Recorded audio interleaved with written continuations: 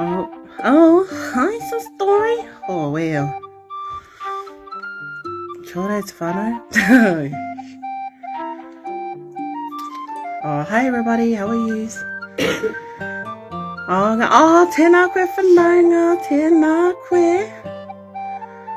Kia ora, te whānau. Hey, hi sis. Whoa, how did you like walking? Like, I didn't even see. Kia ora rā. Oh, there's a whole lot. Kia ora pai pai. Kia ora te whānau. Kia ora koutou. Kia ora everyone. Kia ora rā. Kia ora sis. Kia ora koutou, kua tuhono mai I tēnei pō. Koe au I tēnei wā, who am I? Mārunga tēnei whārangi, ko Queen, engari ko tōku ingoa, ko Atawhai Crawford tōku ingoa, no te rohe o Ngāti Kahungunu ahau. Kia ora sis, hama sister, tēnā koe. I te pake au I te rohe o Heretaunga, engari kei raureka au e noho ana. Tēnā tātou I te whānau. Tuku mihi kia koutou I tai mai tēnei pō. Kei te pai ahau. Kia ora, welcome everyone to my half an hour of fame. No. Majority of you know who I am. Founder of Allegiance Family, founder of the Red Diamond Agency. And I'm on here tonight just to share about, to be part of the Maori Culture channel that's been organised by BIGO. So, tuku mihi kia BIGO I tēnei pō. So, just to start off a bit about myself before we get going and I roto I te reo. So I was raised in Hawke's Bay in Hastings in the 06 from birth and still here now. I have 3 tamariki as well. As you all know about my family life, you know how I am. Also, I was raised in I roto te ao Maori, so kapahaka was a big foundation of my family, and also the arts as well, performing arts, Māori performing arts. So I've pretty much been doing it most of my life, and currently I work for the National Te Kohanga Reo Trust as a kaimahi ārohe for Ngāti Kahungunu, and so I pretty much do that. And so tonight I'm going to share a bit about my culture, and also probably most of us that are on here, and what I do. So I've done kapaka, I've seen it on here, I've done kapaka since I was little. My children do kapaka as well, and sports is a big thing for, rugby actually is a big thing in my family, but kapahaka mainly is. So I was raised under the umbrella of Te Wakatapu o Tāki Tumu, and that's now known as Kahurangi Māori Dance Performing Arts or Māori Dance Theatre. That's based here in Heretaunga in Hastings. So I'm born and bred out of Hastings. And so that's where pretty much I was raised out of, was that. And so I've travelled extensively. I've travelled all the way up and down the North and South Island from top to toe. So I haven't missed a town. If I've been through a town, tēnā koe. And to everyone else. And so I've done that. I've also travelled overseas.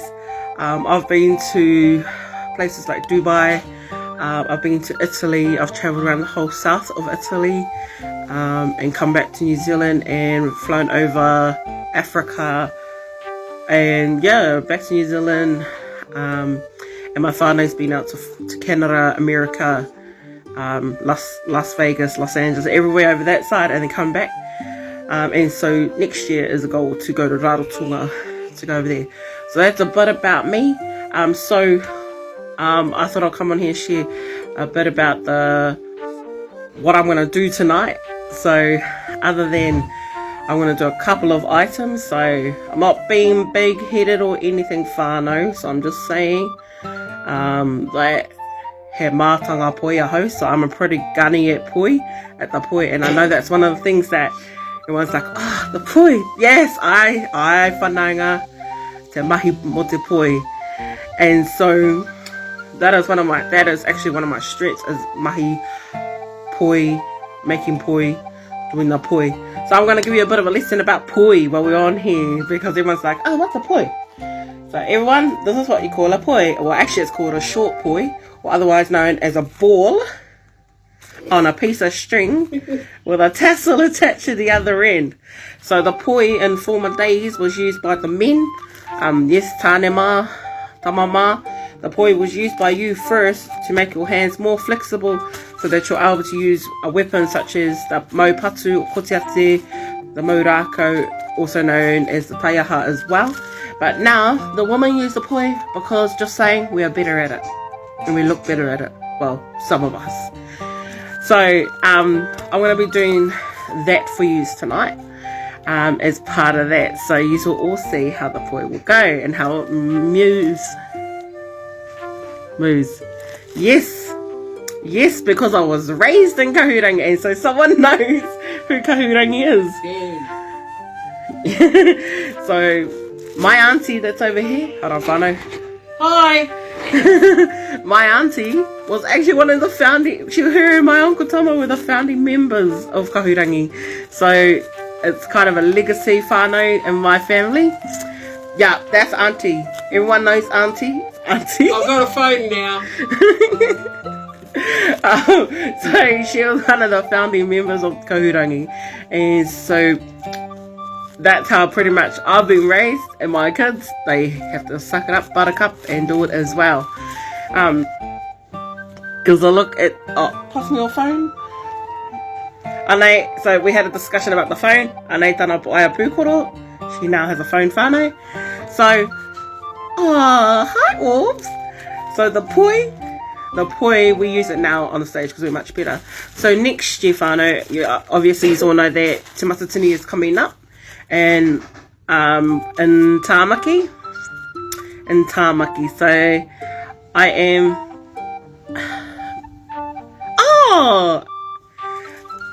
kia ora.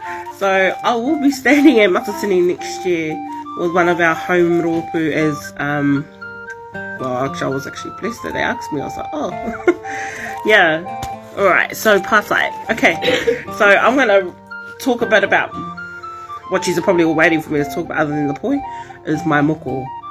So, 2017, actually, it was in 2007, I was in Te Whanau Apanui, and I went to their practices. And anyway, one of the men that I call Papa, and that kind of took me under their wing, took me to a moko papa. Now, a moko papa is where a group of people get moko done, either facial or puhoro, or puhoro is the body part for a male or female. And I went to my first one in Tolaga Bay, or Uawa. And so I went there, and I was so inspired to get a moko kaua, a moko in general. It looked sore when I saw my uncle getting it done, and he got a kauairaro. So a kauairaro is when the male gets it, and it only goes around that part of the face. And so he pretty much got that done. And then when it came to that part for that, the moko, a few years later, I thought about it. And now I have an older daughter, and one of the things was that her marae in 2017 had a moko papa in Waimarama. However, the year prior to that, the marae got flooded, so the whole moko papa moved to Te Kurukopa Maori o Te Arahau, which is a Napier. And so I went there, and what I loved about it was just the feeling. And then I got to meet the moko artist. So at that time there was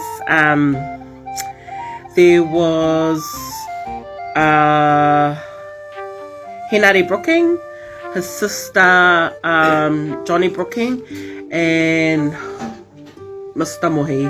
Now his name's gone out of my head at the moment.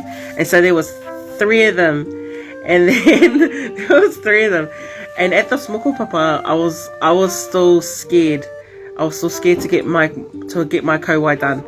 And so the night prior to getting it done, I sat in a wānanga with them, and there was just myself and all those that were receiving that were receiving moko. And so I sat there and I wasn't sure. I wasn't the youngest, but I was the first in my whole generation that was going to get one in Kahungunu. And so when I went being part of that and being all about that, I ended up getting on the table the next day, and I was I was the second one up on table. And so my kowai, I'm going to zoom in. Yes, it is real, because everyone goes, is it drawn on? But yes, it is real. It is actually etched in. So my kowai was done with a gun. It was done with a gun, and it took 45 minutes to do, 45 minutes to an hour to do my kowai. And that whole time when I was getting my kowai done, not once did I cry, but I think I was more just, I had to dig deep, because this is like one journey that I always thought that I'll never do, but I did it. And at the same time, I had my mum on me, and I just because my mum passed away in 2010, and so going there without her, but I still had her, if you get what I mean. I kind of just I felt lighter. And then I had my family around me, my cousins, my auntie, my children were around, and so I was kind of I didn't cry, but I was lying there. And then when I finished, I sat up and I felt, it was that moment when I knew when I was going away, because not long after I was going away to Wanganui for what we call the huiaranga. And so part of my journey was doing that. And then as the year progressed, I didn't feel complete, and I really didn't feel complete. So my kowai was done, but I didn't have my lips done. And so when I went away, and I went back I was going away in 2018 to Italy, and a whole year later I thought about it, and I was like, I'm going to get my lips done. And so whānau, these are real. These have actually, so the outline was done by a uhi. So uhi's has a chip of either a whale bone or a dog bone at the end, and they use ink, or they use not artificial ink, but they actually use ink from a trees, and they pound it in, and they make it like a powder, and they put all this stuff into it, but tā mātanga. So my mate Johnny Brooking, which we call the Ngutu Queen, did my lips. And so I got,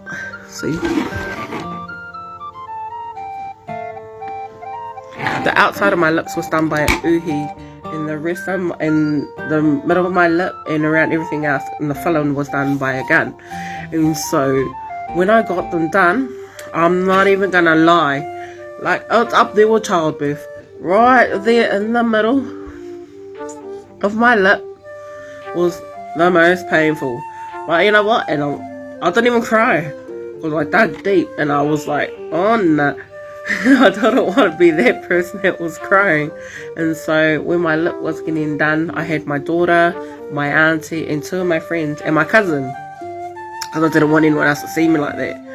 And when I was getting my lips done, all I could think about was, I want to stop, but then in my head I'm like, don't stop, because it'll look ugly.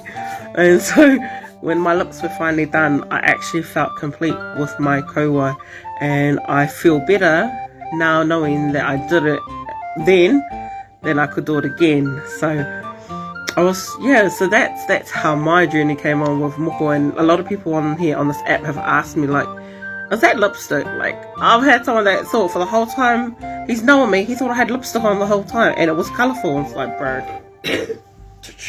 you know. And so that's how my journey started with my kowai. Now I also wear moko on my body as well. On my back, and I'm going to get more. My next part is going around my chest, so that's going to be done at the end of September on my mum's 11th anniversary. So I'm going to get a big moko after that. Hi Dynasty. So that's my moko journey whānau about kowai. Hi Miss Foodie, about that. And so I wanted to share that with all of these that are on here, because a lot of people keep asking me, is that real or is it a stencil? And I'm like, oh wait. So that's a part of me about moko. Alright, whānau. So another part I'm going to share with you is about where I'm from, right? So myself, there's a few of us here that are from Hiritonga or from Hastings or Ngāti Kahungunu. I'm due for, sorry, what was that? I'm due for more ink. That was the behind thing. So, for those that keep, you're Maori or you feel like you don't deserve moko, like I'm being for real. If you feel like you want to do moko and that you feel like you don't, like, there's a big stigma around it when people think, oh, I don't speak enough te reo, I don't do this, I don't do that, I don't even know this and that. You know what? If you're Maori and you're born Maori, it's your birthright. I'm just saying, okay? I'm good, thank you. It's your birthright. So, aha ko te aha, no matter what. If you're Maori, it's your birthright. Now, I know there's going to be a question in regards, I have this feeling that there's going to be a question. So, for females, we call this a moko kauai. The kauai is the part that's down the bottom. And see, this is where this question's going to come in. So, the kauai is what the female gets. The mataora is what a male will get. Eventually, is what the male will get. And then going around, it keeps going around. So, up here, where the male gets, it's called the tifana. So the tifana is usually the last part where the male will get, because that's where mātauranga is stored. So mātauranga to us is knowledge, and there is a lot of knowledge. Now, when a woman gets it, tikatau whanaunga. When a wahine gets it, or a woman, they call it a ruahine. So a ruahine is when the female is either a puhi or she's the eldest female in her line, and that's how it usually happens. Some have it as part of their whakapapa or kawai whakapapa, where they get a ruahine on their forehead, and then their next tamaiti or child gets it, and so forth and so forth, and that's how it goes. And so that's pretty much how that works with that, what it's supposed to look like. But some get it because no one's had it as part of their own whānau, and so it's kind of like died out. And so if you decide that you want a moko, or do you feel like, oh, I feel like I want to get a moko, he hōtiki, he tuhi mārei kura, tikatau, ori te ki te ruahine. If you feel like you want to do or get moko, or you don't know, like you want to know more, by all means just message me on here. That's ko te pai, and I'm happy to help you and not leave you like on the lurch, just feel like you can't do it. So that's pretty much my journey for moko, and no doubt I'll have more that I want to go on. Hi Nepal boy, thank you for tuning in. Thank you, Whānau, for tuning in. So there's a couple of items. So while we're getting onto this, yeah, there was. So back in the days, every wahine, every Maori woman, male, would always either wear a moko, and because a moko. So just to make it clear, a moko is an imprint. So when everyone thinks about moko, they just think, oh, it's teru, Maori patterns. But really, the moko is an imprint of your ancestor. So like same as moko puna, or younger child, moko meaning imprint, puna meaning reflection or water. So you're a reflection of your ancestor, moko puna. That's a kupu for you all to know. And I'm not even talking about that. And so that's what that kupu means, or that word means, is moko puna, is a reflection of your ancestors. And so anyone that would like to get one, kawe whakama, if you're Maori,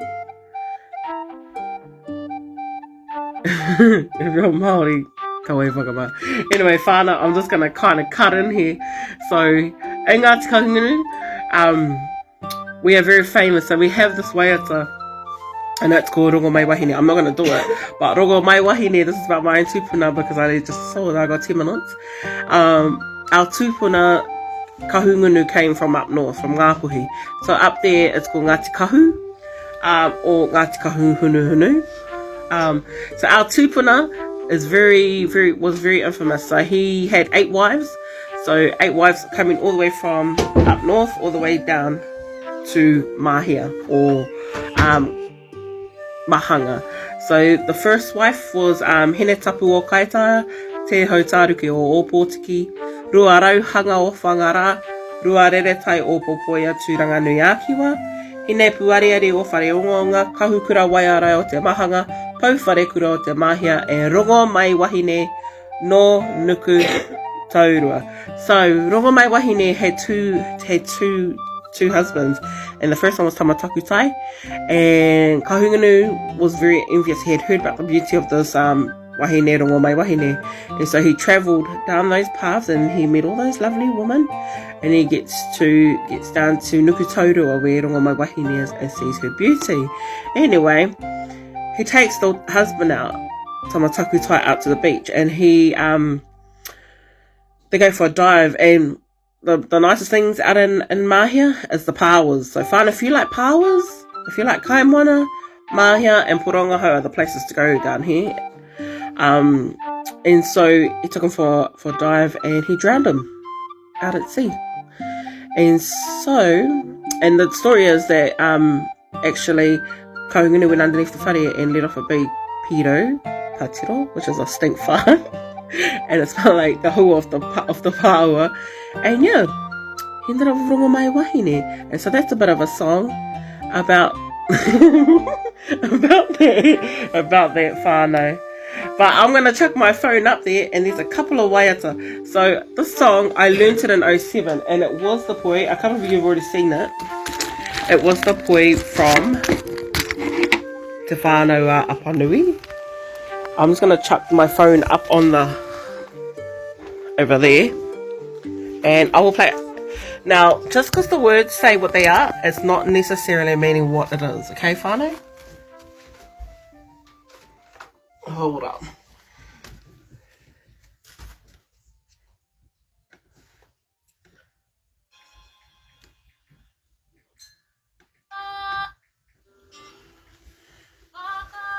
So Whakaria Mai was written by the karakia was written by Te Kēnana Wītito Huata as part of his pilgrimage as he was. And this poi was done by Te Whānau Apanui in 2007. Now, let's see if I can do it properly. So these are poi, and these are double poi.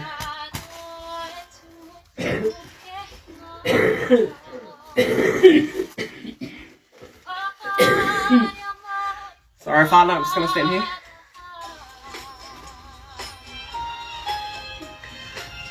So, tūhono mai, I runga I tēnei, waiata, hai hau. And for all those that are tuning in,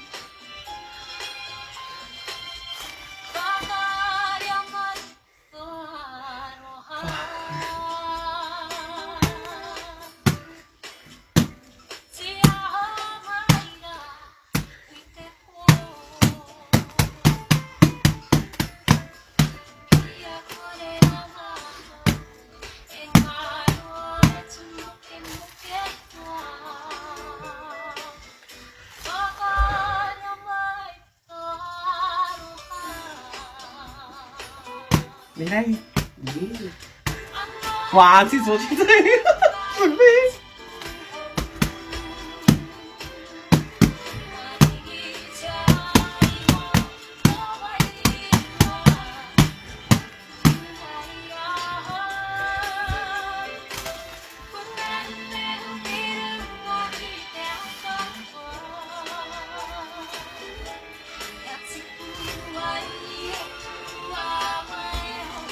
I wouldn't move back, but then I'll be like, oh.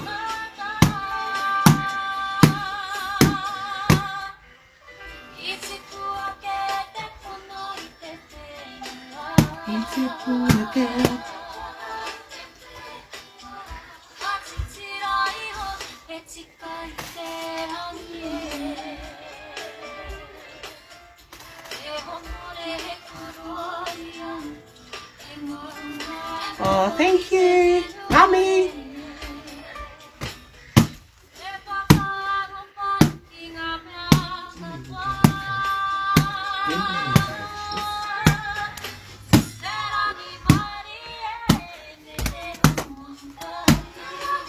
Oh my kid. As you can all see, that's my daughter.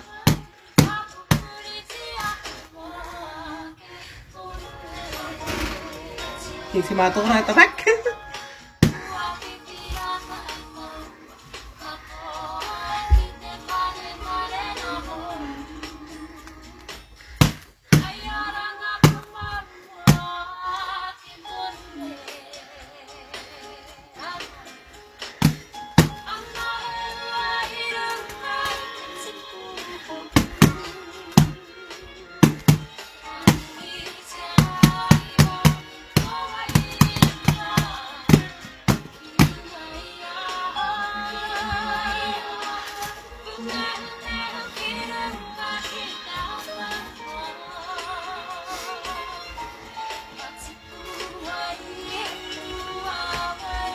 I can see my daughter.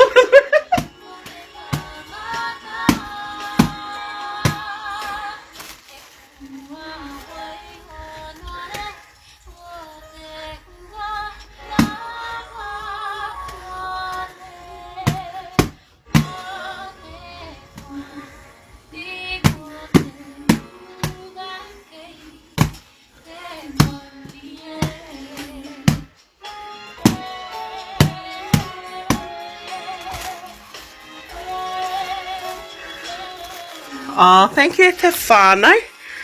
Thank you for that. So that's just a gem of what I do. It's fun. And so some people kind of find like, oh, what? You find that as fun? So it's kind of like my go-to thing where I like to do. And I really enjoy it. So, before we wrap up for the night, whānau. Sorry, I'm just putting my phone back on the stand. My daughter, sorry, but my daughter's cracking up over there in the corner. Just like I was saying before, if you want to learn or if you want to know more about moko, or if you're still interested and you want to know where to go, there's a few options depending on where you are in New Zealand. One of them is you can travel all the way to Gizzy. They have toi haukura there, and some of them are training to be moko artists over there I roto I te kanohi, marunga te kanohi, so they specialise only in the face. Otherwise there's Rotorua. Rotorua, they have some really gunny ones over there as well. And they have one up in Auckland as well. But I know that some reach out from their own homes to do it privately. But if I was to recommend people for moko, especially facial moko, I would go to Johnny Brooking, Henari Brooking, Derek Lardali, Hohua Mohi, that's his name, Hohua, and his name is in my head, he's from the coast. When I figure it out and remember, Mark Kopua. Now those are 5 people that I would recommend if you were to ever think about getting moko, because your face is your temple, and I wouldn't go anywhere else if I was you. Go to where you know they know their stuff. Don't do it because it's a cheap job, because you wear it on the outside for life, and that's one of the things that I've always known. So whānau atu ki tērā. Thank you for joining in tonight. Kia ora Pink Eye. Kia ora. And thank you everybody for tonight. And I think we're going to move on in like a second. How are you, my friend? I am good. Oh, ngā mihi ki a koe, Zanka. Tēnā koe.